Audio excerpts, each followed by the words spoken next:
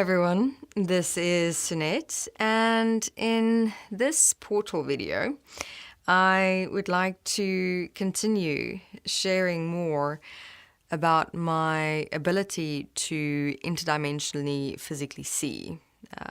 In other words, what process or processes did I walk to have this gift of seeing a multitude of consciousness, being, and physical dimensions within this physical reality through my own body, the portal.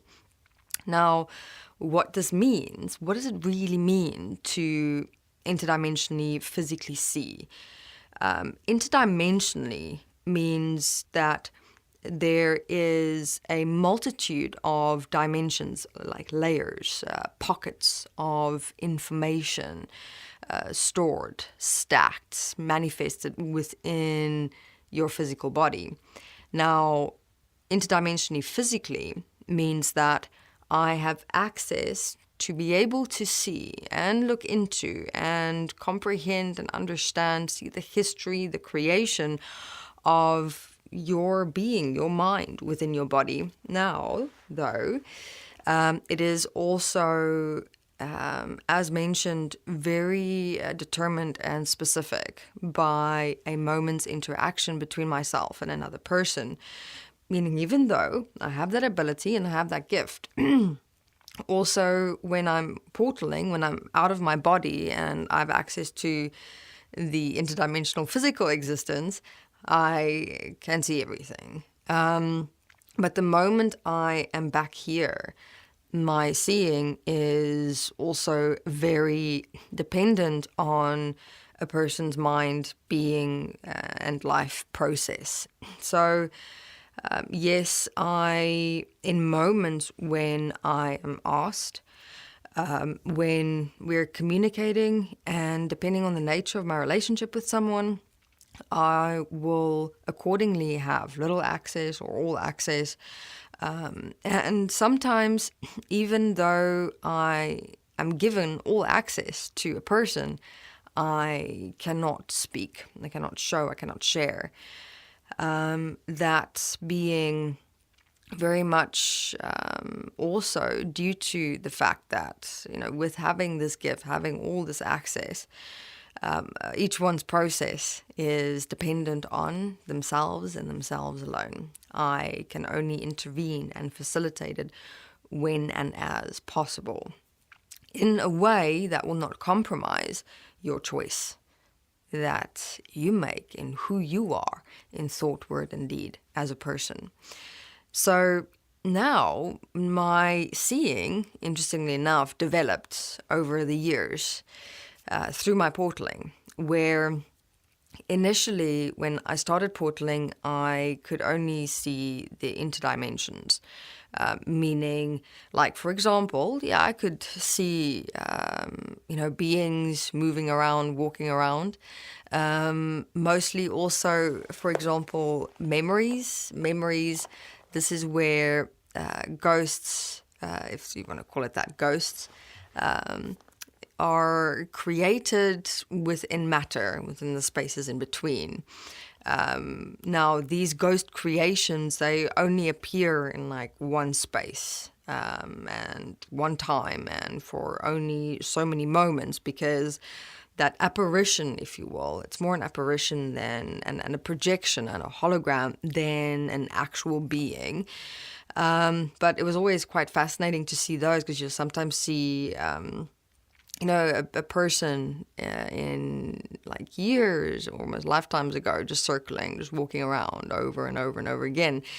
But that's where this was also more explained in the paranormal series in Equaf, where, a being in their lifetime, they would go to a certain place all the time, every day, for a certain amount of time. And what starts happening is they imprint their signature, memories, data in matter itself.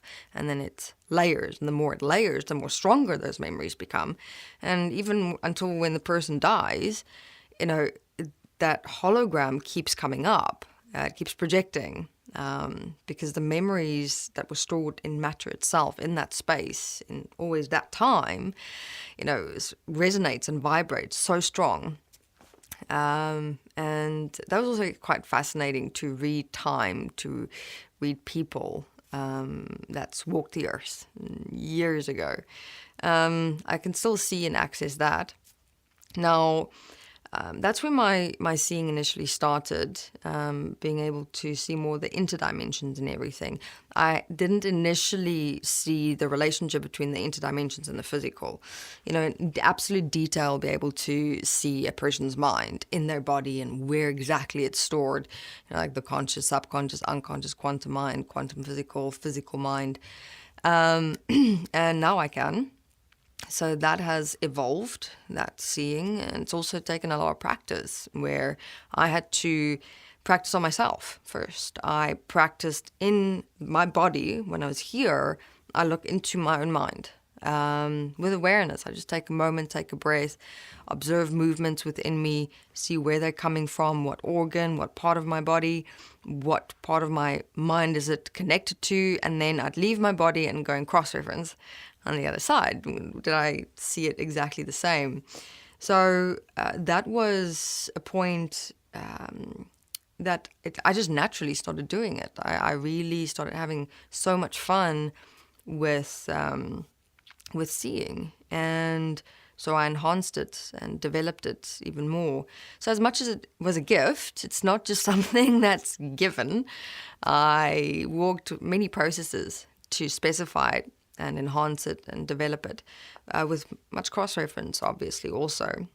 Mainly only cross-referencing for myself, and I had a couple of other people in my life also who assisted and supported. So, when I would be practicing on me, I would then also expand to putting myself out there, explaining things to people, opening things up, sharing what I see. That in itself also took a process to have the confidence, to be able to speak and share with people what it is that I see.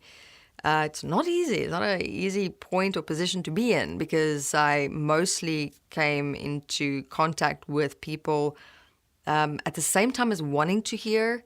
They resist it and fear it and react to it quite a lot. So that has been a rocky process, figuring out a way to share and explain and show something without another person reacting too much or immediately putting up all their defenses and immediately going, no, no, no, no, no. Because that was still also when I was too interdimensional, I realized I was seeing only the mind way too much. I wasn't giving the person a reference that they can use for themselves. Other times there just isn't any reference because the information is so deep. So I then share with them that, okay, you can't see it now, but if you do this and this and this and that, you'll notice these changes, and that will be your cross-reference of what I was saying and sharing and showing.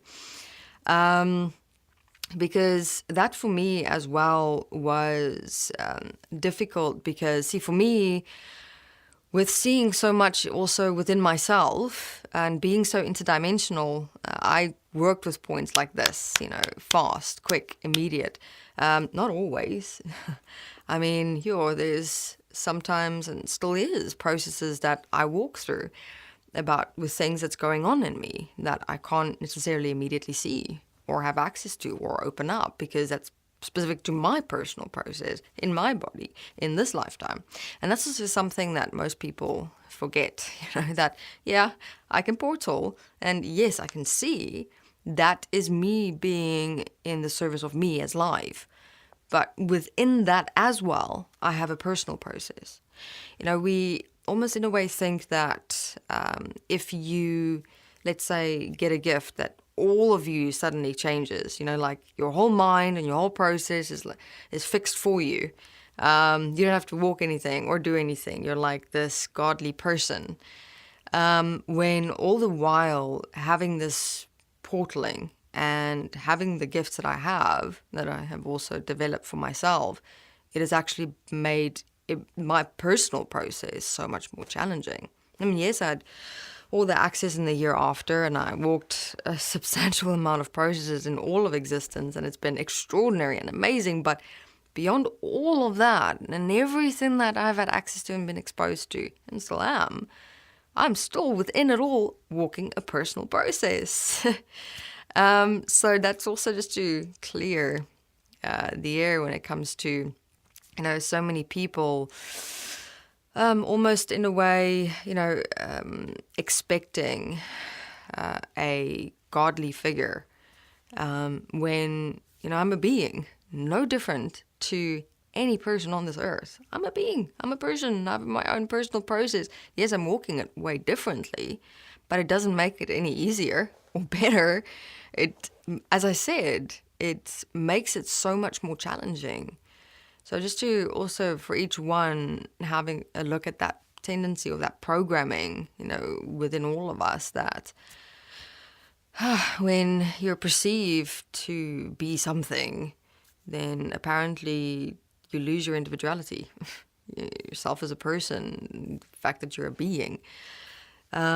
So as much as, yes, the portaling and the seeing has been eye-opening within myself and existence with all the people I've worked with, and how much more over the years it's actually taken to try and enhance it and specify it, how I see, how I share it, how I speak it.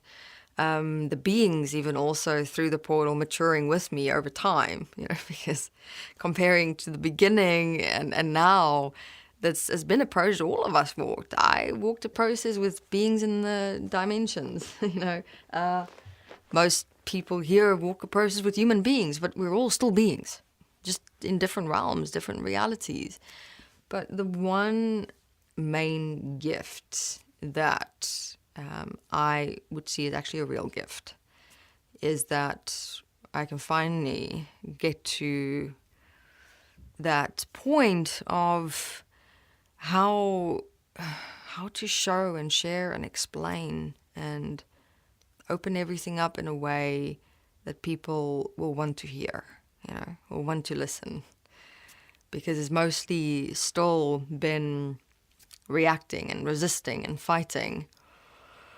I found that it's mainly been, there's this inherent tendency for a self-interest, where we make things about others, about our emotions and what comes up in this head. We very seldom have the capacity to make a choice, to be able to take a breath and rather take a step back and maybe open oneself up for another person than fight them or react to them or resist them.